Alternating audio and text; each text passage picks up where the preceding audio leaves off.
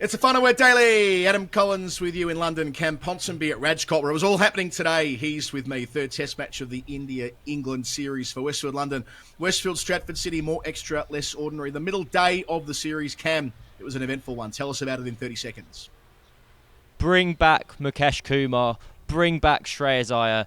These guys are too good. Jaiswal's too good. Mohammad Siraj is too good. They blow England away. England lose 8 for 95 to collapse in a heap in the middle session before Jaiswal smokes a second century of the series to leave India 322 ahead at the close. They've got 8 wickets left in hand. There's been many Ben Stokes and many England miracles in the past, but it was India's day. It's India's match. So much to get into here, Cam. Should we go right to the nub of it, the 8 for 95 collapse, which is actually worse than that. Let's when you go through the rhythm of how it played out. It started with Joe Root falling for 18, caught at second slip, reverse ramping Jasprit Bumrah, which is going to be the focal point, right? There's always one dismissal that typifies a collapse, and Root's is going to be that on this occasion. Why don't you go first? You were there. How did you take the whole thing in? So I reckon we might disagree on this. I don't mind Root's dismissal. In terms of the context of the collapse, I think he's a man out of form who's had a lot of success with that shot. Now, that's not to say I don't appreciate and understand the opinion of people who disagree with him playing it. I just think there's a valid opinion where if you don't want him to play this shot, you think he doesn't need to as a whole, as an entity. Say you're a class player, you don't need to add this added risk to your game. I don't think it's fair to say in this instance, it was the wrong time to play the shot, because when you go down that rabbit hole, and I've had this argument on debate with lots of colleagues in the box today, when you go down that rabbit hole, whenever is it right to play the shot? Is it right to play up the first ball of the Ashes of a day in the Ashes? Of course it isn't. What a stupid thing to do. Is it the right thing to do the fourth ball of the day in New Zealand? Of course it isn't. What a stupid thing to do. Here, you've got a man who, in the first hour in Rajkot, is when it's a bit damp, it's the most dangerous time to bat. He's already said many a time, the time he uses this shot is when he wants to remove slips from play. It's when he wants to take that threat of being nicked off out of play. If I can get one over the slip cord and they drop a third man back. He also says that it's very unlikely. A lot of things have to go wrong for him to be out. And today, he's kind of scuffed it, but he's also lasered it into second slip's chest, basically. It's a hell of a catch by Jaiswal. But I'm sure we'll go have a back and forth about that. But I'm more than happy to concede the kind of waterfall of shit that emitted from it afterwards and the kind of England collapse that therefore then followed. Yes, in that light, it is a pretty bad moment because it just led to one more mistake after another after another. England, they have this mantra, they live by the sword, they die by the sword. Today they died by 1,000 cuts. Hey, that sounds terrible. I'd like to see that written down if it's a good sentence or not. So, yeah, look, we do disagree because I think that with the way that McCullum and Stokes have changed England's fortunes in the last couple of years, there's been more nuance to it and more thinking to it than some would have. I get there's criticism of it. There's strident criticism of it in certain parts of the world. And I don't know. I don't want to go into that right now. But on days like today, that stacks up. That kind of criticism where it doesn't look like it's thinking cricket, where they do see the advantage. And Root, player out of form, up against Jasprit Bumrah, not a great matchup in terms of the test match he had at Vizag last week. And I think why it stands out so much is they were having the perfect first half an hour. After Ashwin had to pull out of the test match overnight, and of course their dreadful circumstances, we wish it wasn't the case. England had the chance to press home the advantage, and they were doing it in a really efficient way by sucking oxygen out of the game. There were all the comparisons online, and fair enough too, to what happened at Lords last year, where England collapsed from 188 for 1 to be 325 all out. Today, they were 224 for 2 to be 319 all out. There's a step further where Norcross has gone into where the point Ollie Pope was dismissed in both innings. It was 188 at Lords and 182 yesterday at Rajkot, and they were dismissed for 416 and 445 respectively. What happened after Lords was that they doubled down on the rhetoric saying, it doesn't matter. We all fell into the leg side trap, but that's just the way things work. We'll hit the next one into the stands and so on. But it didn't really play out that way. You looked at the lived experience. They weren't boshing sixes for the most part through Leeds and Manchester and the Oval. They were playing in a more calculated fashion. They were willing to absorb pressure at different points of time, and I think that was what was more called for today.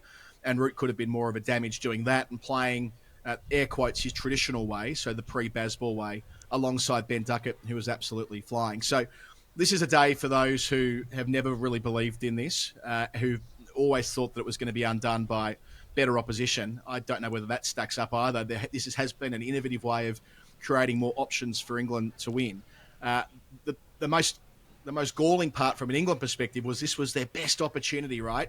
Ashwin missing, as we've mentioned before, on a track that is easier to bat on. It'll probably be the easiest surface to bat on for the whole series. India, at any point they choose, can pull the lever to shit heaps. We know that. It's an easy thing to do. Preparing a track that'll rag from minute one to become a lottery. At 2-1 up with all the momentum, why wouldn't they do that next week or the week after? And then England will be in a real world of pain. So this was the moment, and they weren't able to seize it. It's not just Joe Root, but that does stand out on the basis of what was happening after the resumption this morning, I reckon.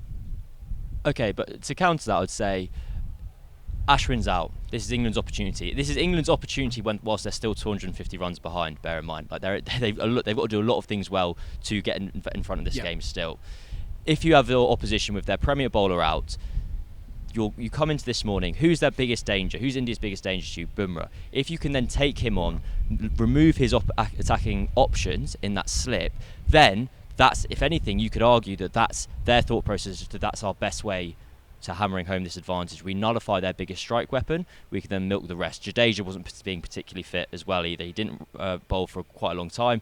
He was out on the boundaries end. That, I think, is consistent with their line of thinking. I go back to the same thing. If you don't think Joe Root should be playing the shot at all in red ball cricket, fine, whatever. I actually think when you go through the dismissals, it's a series of it's cock-up cricket in that Joe Root kind of mis-executes a shot. He's in bad form. I kind of got the impression he was like a tennis player trying to whack his way back into form. I just need to find something, get me going. Right. He'd earlier run down the track at Bumrah. He's trying to tick himself into gear. He's got a high score of 29 this series. Duckett, worst ball of the day, having played the innings of his life, chips it to cover from a long hop. Ben Foakes, it wasn't even a slower ball this time. He gets out in the same way he got out in Vizag, where he's early on a kind of check drive off a seamer and kind of his balance is off and he chips it to mid-on. Ben Stokes' wicket, I kind of was the one where I went, I don't understand where the end point of that was. So if Root, it was very obvious. He's trying to get it over the slip cordon. Stokes, they had long on for Jadeja, quite wide, and he's gone to sweep. He swept as soon as he's seen it's kind of missing the stump, it's wide. If it's wide of the stumps, he's having to reach for it. And if you're having to reach for it, you're only going to be able to get it straight. The straighter it is, the more you can turn on it and get it to square. I hope that makes sense, that's clear even. I think the ball has either skidded on from Jadeja or he was expecting it to turn, because where he's ended up hitting it, he was going to have to sweep it over long on for that shot to work. That was the one where I went, hang on lads, what are we doing here? That was the one shot where I went, that didn't make sense to me. And granted, I'm a fucking idiot and I'm a shit cricketer, so who am I to say whatever? But with the other stuff, I was either seeing a mis-execution in a moment of disaster, like Duckett, like Foakes, or I was seeing good process, bad execution, or a thought-through process, bad execution in Root. With Stokes was the one where I went, bad execution, what's the thought process? It was, add it all together, I'm not giving England the excuse of it's a series of isolated events. That's not the case. They've lost 8 for 95. They've thrown away a very strong position.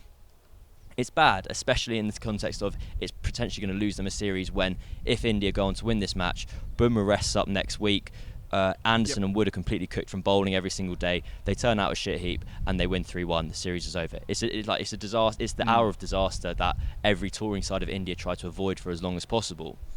But yeah, I wouldn't necessarily have the source of my river collapse as Joe Root. Yeah, there are some collapses that are more important than others. There are some sessions, some days. This just felt so integral to the whole thing. So, yeah, I think you and I just come at this from a different perspective. I see your point about pressing home the advantage and ratcheting up the pressure on India at the start of the day. I reckon sometimes when you're ahead of the game, that's the point to settle things down and absorb a little bit of pressure. And look, England can do that, and they choose to do that. You mentioned Stokes' dismissal. What's missed in the collapse? He and Foakes batted for 11 overs together before lunch at a strike rate of roughly 50-odd. They were doing let's scale it all back after Duckett fell to the half-tracker, which you can kind of forgive him when he's made 153 out of 319 and batted as well as he did yesterday. But nevertheless, it played a role in all of this today. And then the Bairstow dismissal where he was completely done all ends up by Kuldeep Yadav. He wasn't in the same postcode as that ball. And if there is going to be a spinning track next week, you could start having a conversation about the suitability of Bairstow in the side at the moment. It feels like because he is so hit and miss against India in India that there might be a different decision to be made there, although that's sort of preempting a conversation for after the test, I suppose. We'll rattle off 100 in the second dig now that I've even said that. But yeah, Stokes and Folkes, rather, they are the guys for the patch-up job, because we know that Stokes can bat long and pick the right moment to pull the trigger. And I think what you pointed out there is correct as well. They've got those two-man back at wideish mid-wicket and straightish long on as catching men, right? They are there knowing that Stokes likes to hit with the spin and waiting for the moment when he can't wait and he can't resist, I suppose is the right word there any longer. So that's what made that dismissal look all the worse. And yeah, maybe there was a slight bit of pace taken off for the Folkes dismissal. Siraj, I just love the way Siraj gets into a contest. Having Ashwin out, needing to use that second seamer more. You touched on poor old Mukesh earlier. Well, Siraj is normally the spare parts man in India, barely required as the second seamer when Bumrah's there. Ashwin, Jadeja, often Akshar Patel as well. Kuldeep Yadav's always going to bowl a lot of overs when he's in the test side. Well, suddenly Siraj is needed, and he picks up 4 wickets, and he bowls quickly, and he loves that. We saw him at Lords a couple of years ago when they needed to bowl out England in 2 sessions. Siraj was the man of the moment, along with Bumrah. We saw the way he bowled famously at the Gabba in only his 3rd test match a few years ago, leading that attack to a most extraordinary victory on the final day of the series. When the going gets tough, you want Siraj in the side. So I wasn't surprised at all when he picked up 4, including a couple of beautiful deliveries to hit the stumps. And the one to Anderson reminded me a little bit of the ball that bowled him at Lords to finish off that test at Lords in 2021. But yeah, when you bundle it all up and you look at it and you step back from the whole thing, and then Ben Duckett is the man put up for media, like he was after that collapse at Lords last June and July, and Duckett's response was, well, Rudy's a freak. That's the same to me as him playing a drive. I'm sure that people weren't saying that when he hit Cummins for 6. And I get he's got to defend his mate, right? I understand all of that. But it's fundamentally not, right? It's not the same as him playing a cover drive. I know he's a brilliant reverse scooper, but that is a premeditated shot. It's not the same as him playing a stroke to cover. That is different, right? So, because that's not as premeditated. Yeah. You can't put the two things alongside each other. So there was some contrition after Lords last year, even if they didn't say it, and they were more successful in the second half of that series. The problem for England is that they won't have as much control over the situation as they did during the summer. It's only going to get harder from here. Yeah, look, I'll be interested to know if I change my opinion on this over time. I don't think of my kind of defending Joe Root here as the hill I'm going to die on. But in terms of the premeditated thing, we're playing a series here where a lad, Ben Duckett, who's up for media, has just got 150 by reverse sweeping all the time. We can't praise the reverse sweep on one hand and think that how amazing it is that England are premeditating and guessing and kind of getting ahead of the game, and then when it doesn't work, off a seamer rather than a spinner, throw the toys out of the pram, basically. Same way you could go. I don't think Stokes was necessarily premeditated, but you could argue maybe Zach Crawley's sweep was premeditated. It's just a different shot, but the same kind of process of premeditation. I tell you who did end up reverse sweeping quite well. Jaiswal started nailing them when he decided to whack it everywhere.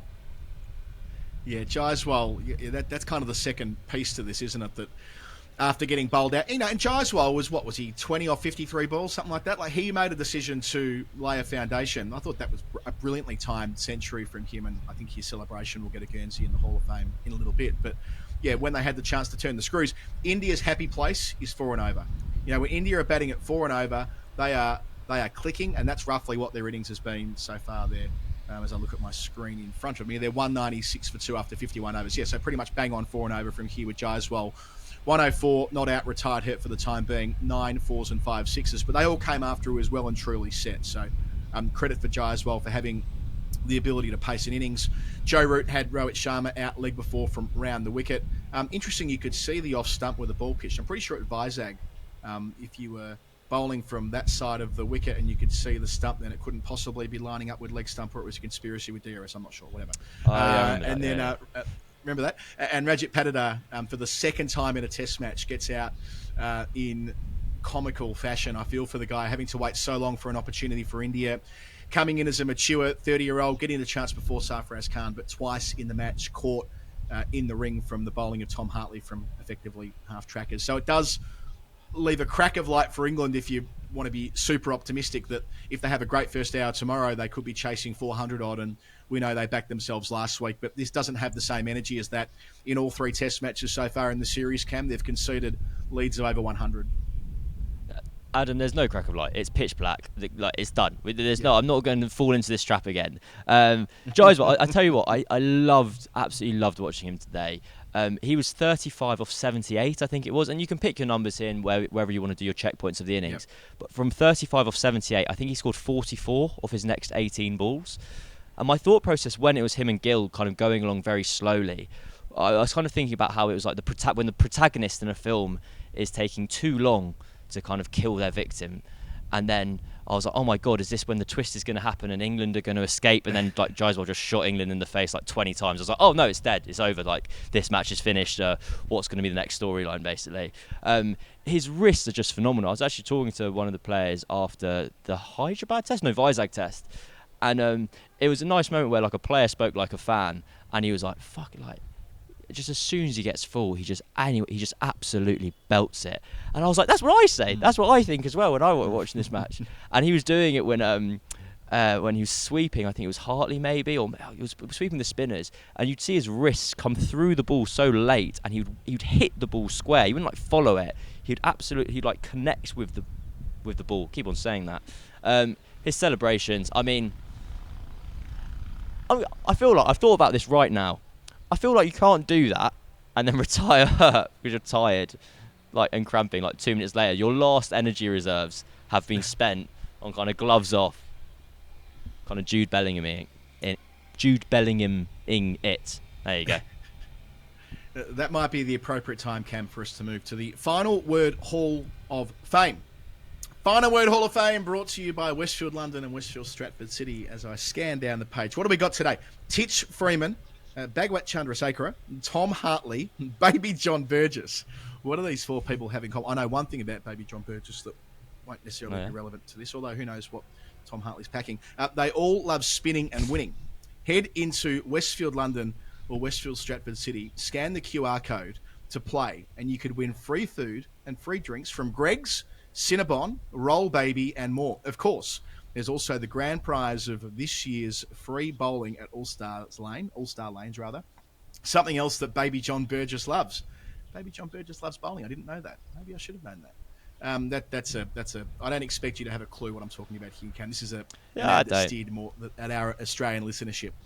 He was the host of Wheel of Fortune for many years, then Catchphrase a little bit later on. Prizes are limited, so get in here today to start spinning. What have we got? So that's Google Westfield London, Westfield Stratford City, more extra, less ordinary. And as I say there, scan that code, win food, win drinks. Doesn't get better than that. Cam, you go first. What's your most final word moment of the day? Oh, we touched on it earlier. It's actually a sad one. It's Patidar getting out. I was pitch side and very near where the players walk off. And when he did it, I actually just felt like really sad. It made me really upset because you're kind of watching. The first one was kind of funny in the first things. You're like, oh, you can't imagine doing that. But I kind of looked up a bit too late, and so I missed the actual dismissal. And I assumed Ben Stokes had caught it because he had his face over his hands over his face, and I was kind of like, oh, that's the reaction of someone who's just caught the ball and it's kind of like, he, isn't that funny? I've caught a ball from a full toss. And then I realised it'd been caught on the other side, and so it was just a moment where, like, people were just either kind of trying to hide their laughter that a batter had got out that way, and that's bad enough if you do it in front of 0 people in the park when you're playing in the fives or whatever, but to do it when you're in test cricket with your chance after a decade of piling on runs in domestic cricket, will he ever play another test match again? I don't know. It made me sad, and so I was so sad it made me think of the final word. There we go. What a great connection that was. The obvious final word moment for me was Jaiswal's century celebration causing him to have to retire hurt with shaggers back. I mean, it's pretty clear that's what happened, right? He was fine. Yeah. And then he did the David Warner bit. He did the Freddie Flintoff bit after that. And then 5 minutes later, his back's crook. Causation, correlation. Well, I'm going with causation on that. So, I mean, he goes big when he makes 100, Jaiswal. He's obviously a prodigiously talented cricketer, so there'll be many more of those opportunities over the years. But, bad back after that. Also, Swanee on comms.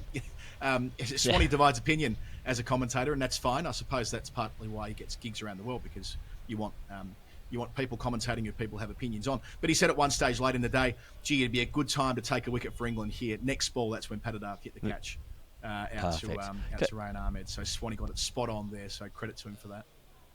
I'm sure we'll have to talk about this on a different day because it'll take too long. I found myself getting very old, very 1940s when Jaiswal retired hurt for cramp. In my head I was like, don't let him back. Why is that allowed? Like, are you tired? Okay, done. You're out. Finished. Fuck off. And I was like, it came out of me. I don't really know what that happened. And because I started Googling the laws, and I was like, this is fine. Like, that players are allowed to do this. Why is this one in particular kind of spikes your interest? But yeah, I thought it was an unusual quirk. That it's also quite embarrassing. Like, if someone scores so many runs against you that they physically cannot bat anymore, that's an amazing moment for Jaiswal. What a player. I hope he comes back because I want to watch him play more. Yeah, and the quirk that you pointed out on Twitter that India aren't permitted to replace Ashwin in these circumstances. And yeah, again, like, Ash is a great guy and an interesting guy, and someone we've always had a strong interest in the final word. Whenever we've had the chance to sort of talk to him in the margins of press conferences, I know he has listened to the show in the past. I hope that whatever's going on in his personal life right now with his family, I think it's been tweeted out that his mum's crook, isn't it? That things get better as quickly as possible, and he's back in the series as soon as possible as well. Okay, a busy day, Cam. There's going to be ongoing debate about the suitability of this mode of play for England. I'm sure that'll continue online in the comments and so on. If you like what we're doing and you want to be part of it on there, Discord is the place. Get into that via our Patreon account, patreon.com/thefinalword. Our show's brought to you by Westfield London and Westfield Stratford City. More extra, less ordinary. Cam, enjoy your night. It's Vish's birthday as well, so I'm sure you guys have got something planned for that. And we'll do it all again on day 4 with England resuming, or should I say India resuming, 322 runs in the black. Good night.